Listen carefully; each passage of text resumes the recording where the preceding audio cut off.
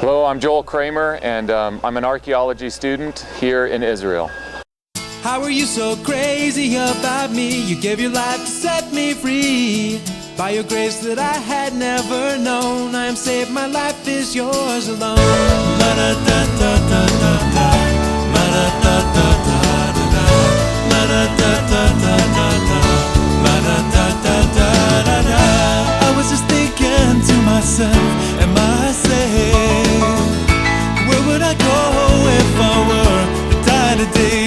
Could you help me know the truth? We've been talking about a tell, and we've been talking about these different layers stacked on top of each other, and so on and so forth. And so we have different layers here for Jerusalem. So this is the city layout from the time of Herod the Great. You all saw the model at the museum, and there's two main features. Yeah, come in here so that you can see. There's two main features if you're looking from a bird's eye view at the Jewish city at the time of Herod the Great. Of course, the Romans are in control, but it's the Jewish city of Jerusalem. And there's two main dominant features. One, of course, is the temple and the Temple Mount, okay, which is, of course, the spiritual center of the city. And then the other is the palace of Herod the Great. And I'll call it the palace complex, because if you'll remember, when you were looking at the thing, it's fortified off. The whole complex is fortified off from the rest of the city. That makes sense, right? Because Herod the Great's not the most popular guy, and if there's a big revolt from the city to try to overthrow him, you're going to want a fortification wall around where you live. And you're also going to want the barracks in there. You're going to want your soldiers with you inside that fortification area. And if it gets out of hand and they start breaking through the walls and everything, you're going to want an escape route, aren't you? And that's what we're standing in here, is the gate, the only gate that led outside of the city. Now, how do we know that it's the only gate that led outside of the city? It's because they excavated from Jaffa Gate all the way to where the wall ends here, and where Herod the Great's fortification wall ends. And they found one gate. Now, when my professor was on this dig, he put his lunch in that arrow slot way the heck up there. You see the discoloration in the, that's where the dirt level was, up where it gets darker up there, right below that arrow slot. All the way along this, all the way to that level, you can imagine how much material we're dealing with. A ton of material. Now, this is something important. They already knew what they were going to find before they ever dug. They didn't know where. Maybe it'd be down over there, or maybe it'd be over. They didn't know exactly where, but they knew they would find a gate with a stone pavement and something that matches the descriptions that are in the Gospel of John. We talk about using an ancient text in one hand and then the archaeology in the other hand to interpret what's being found. In this case, they were using John's Gospel. Okay, now I just want to point something out while I got these. Okay, so in Herod the Great, here's his city laid out, and here's where Golgotha is. You went to the Church of the Holy Sepulchre yesterday. Here's the tomb, right, the first century tomb area of where Jesus was buried. Okay, then after that, 70 AD destruction came along. This was all destroyed and laid in rubble, and then built over the top of that, Hadrian comes along and he builds Aelia Capitolina over the top of it. The way that you build a Roman city is you pick your main central temples or temple, and then you build the layout the rest of the city around that. Okay, so this is where he chose to put in his temple. Was it a temple of Jupiter and a temple of Venus? Was it a double temple? Was it a temple of Jupiter with the statue of Venus? They argue about all that stuff, but it was the main Roman pagan temple of Aelia Capitolina. With the forum, see the main forum next to it, and so on and so forth. The Cardo Maximus is laid out in relationship to the temple. Do you see that? It's the center of now the spiritual center of Roman pagan Jerusalem, called Aelia Capitolina. Okay, now the Byzantines come, and the Byzantine period starts, and now this is what the Byzantine city looks like, which is still laid out roughly the same way as Aelia Capitolina, only you have a church right here, okay, and the main forum next to that. Okay, now all you have to do to see the phenomenon of why we know where Jesus' tomb is one thing built on top of another. If you peel away this layer, right, what do you come to? The main pagan temple from that. If you peel away that, which they did do in the 4th century, then you come to the tomb. Okay? One thing built on top of another. Something like the Garden Tomb, not one thing built on top of another, because that tradition only starts in the 1800s. Okay? Okay, so now, back to this place. So, we have, out of this complex, we have this gate system. Now, there's 3 things in Herod's palace complex. The palace building itself, which is up where you see this minaret. The palace building itself was up there. Then you have a royal garden associated with that palace, which Josephus describes in detail as having all these statues and statuettes of the Roman gods and goddesses. That's what you do in that period. This is the Roman stronghold of the city. And then you have your barracks with your soldiers, and then you have a gate coming out. So they did this excavation, and let me grab my bag as I start heading this way. They did this excavation, they found this gate. You see it right here. You see these steps. These are original steps leading up into the gate. As you get up here, I want you to see the base of this wall that comes over from here. You see this and connects to this part of the gate. So this is all fortified off from the rest of the outside of the city or outside of the gate. It comes in and connects to here. Then the gate continues. You see this patch of Herodian stones over here from the Herodium time period? See what I'm talking about? That's sticking out from the wall with the budges. Here, I'll go point to it. It's right here. See? This patch? That's from the time of Herod the Great. All the rest of it is later, but this patch survived. We know exactly where the gate went because look, you come up through the gate and then preserved in this bedrock right here are the steps that went into the gate. See what I'm talking about? Okay, now let's come over and look at this diagram, which was drawn up by my professor based on what was found here in the excavation. So you have this wall, you see the gates out here. Those are those gates right there. You see this wall right here. We saw the base of the wall right here. And then this is drawn too high in this drawing because you come out of this gate right here, and then they found stone pavement where you're standing. This is the problem with archaeology. It in itself is destructive, especially when you find a floor. If you find in an excavation a stone paved floor, what are you going to do? You're going to rip it out. Why?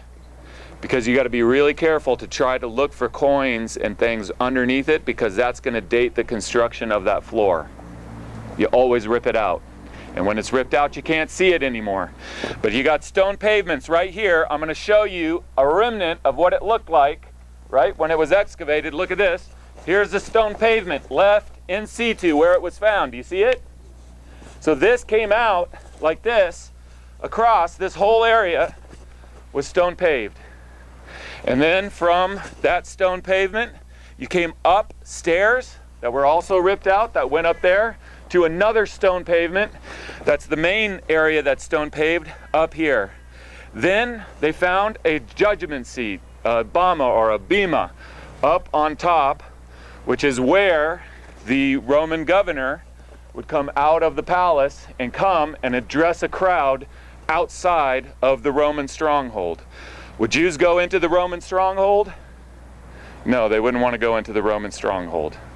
So the Roman governor, to address them, would have to come out and speak to them. Okay? Now, very clearly there might have been, and probably was, a gate that also led to the inside of the city from this complex. Do you see that? Probably that's the case, because Josephus says gates. But we know that it wouldn't have been that gate that Jesus was tried at, Because, again, it says that Simon of Cyrene is coming in from the open country. You can't come in from the open country in any gate that would be in this fortification wall inside of the city. Do you see that? To me, that's the slam dunk. It puts it here. Okay, so you go up here, you got this, you got a bema seat. What would the bema seat be for? It would be for addressing a crowd out here. That's why this wall is too high. You don't want to be addressing the inside of a wall with the people you're addressing looking on the outside. You would, so I think you can see the edge up there, the edge of the platform. You see it up there, the corner? It would just be that height coming across. Then you'd have good fortification for protection, and you could address the crowd. Okay, now let's go up and we'll read the biblical text. This also was covered with stone pavement. Okay, all through here. And then this is the bema, right here, as it was found in archaeology. So here I would be addressing the crowd out there. You see it? Okay, now this is one of the stones that was found actually on this side of the bema. You see it? Does it remind you of anything? Huh? Okay, let me, you've been to Dan, right? Do you remember going into the Iron Age gate at Dan, and there's the bema there, the bama, that where the king sat? Do you remember that? And address the people? And do you remember these things on either side of it, that to give that area shade? That's what this is. Same thing. So the Iron Age example of that, this is the 1st century BC example of that.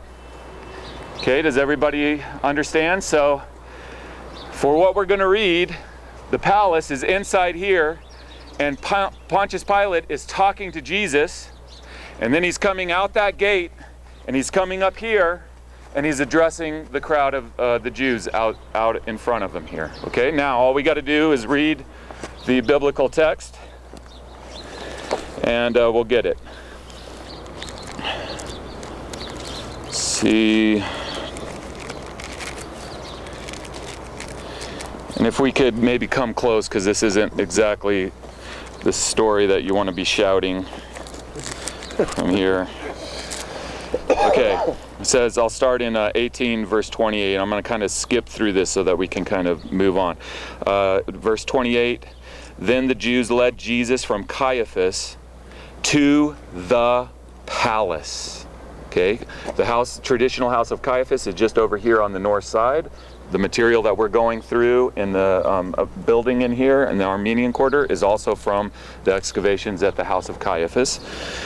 To the palace of the Roman governor. Again, we have an extra biblical source, Philo, who says Pontius Pilate rules from Herod the Great's palace. By now it was early morning, and to avoid ceremonial uncleanness, the Jews did not enter the palace. They wanted to be able to eat the Passover. Okay, so that makes sense, right? The Jews aren't going to go into the Roman stronghold here. Remember, there's the royal garden in front of the palace too, with all the statues and statuettes and so forth. So Pilate came out to them and asked, what charges are you bringing against this man? So he comes here, what charges are you bringing against this man? And then they go into all of this, and it really comes down to the question in verse 37. They bring the charges, he goes back into the palace, and he says, are you the king? That's the first question that he has to Jesus, are you the king? And of course Jesus talks about his kingdom not being of this world, and so on and so forth. Verse 38, what is truth? Pilate asked. With this he went out again to the Jews and said, I find no basis for a charge against him. And then we'll skip over to chapter 19. Then Pilate took Jesus and had him flogged. Probably this flogging most likely happened in front of the barracks, just inside of the gate in here. The soldiers twisted together a crown of thorns and put it on his head. They clothed him in a purple robe and went up to him again and again, saying, Hail, King of the Jews! And they struck him in the face.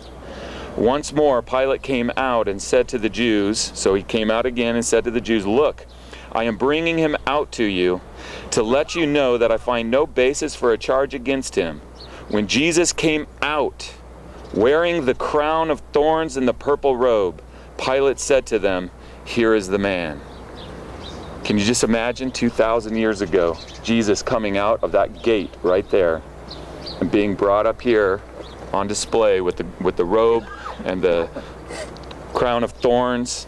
Here is the man. As soon as the chief priests and their officials saw him, they shouted, "Crucify, crucify!" But Pilate answered, "You take him and crucify him. As for me, I find no basis for a charge against him." The Jews insisted, "We have a law, and according to that law he must die because he claimed to be the Son of God." When Pilate heard this, he was even more afraid, and he went back inside the palace. "Where do you come from?" So 2 questions, right? Are you the king? Are you a king? And where do you come from? And of course, Jesus talks about his heavenly kingdom. And verse 12, from then on, Pilate tried to set Jesus free, but the Jews kept shouting, "If you let this man go, you are no friend of Caesar. Anyone who claims to be a king opposes Caesar." When Pilate heard this, he brought Jesus out and sat down on the judge's seat at a place known as the Stone Pavement, which in Aramaic is Gabbatha. It was the day of preparation of Passover week, about the 6th hour. "Here is your king," Pilate said to the Jews, but they shouted, take him away, crucify him." "Shall I crucify your king?" Pilate asked. "We have no king but Caesar." Okay, now I want to stop there just for a second because this is important. I want you to remember when we were in Samaria.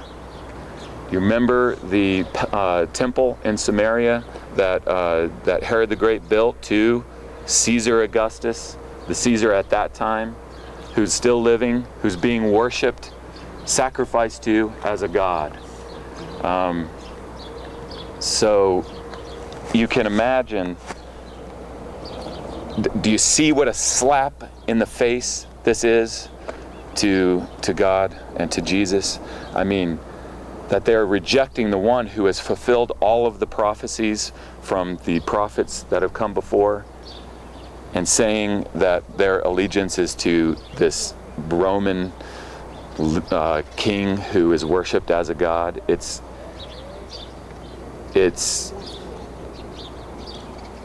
bad. It's blasphemy. Verse 16, finally Pilate handed him, or where am I? "Crucify him, shall I crucify your king? We have no king but Caesar," the chief priests answered.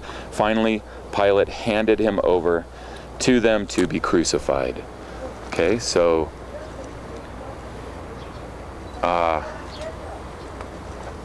we have the archaeology that matches the story so well that, again, this is the majority view of scholars, that this is where it took place. This is the place I absolutely believe all the evidence points to as the place of the trial. And we have,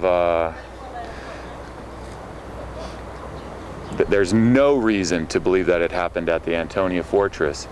Jesus was turned over to be crucified here. What route did he take to be crucified over at the Church of the Holy Sepulchre today? We don't know. He was handed over to be crucified outside of the city. He was crucified outside of the city. It makes a lot of sense to me that they would have just taken him with the crowd already over to the place of crucifixion. Some believe they took him around and took him through, paraded him through the city. We have parallels of them doing that with people that are about to be executed. That's very possible too. So anyways, we know where he was handed over to be crucified. We know where he was crucified, buried, and rose from the dead.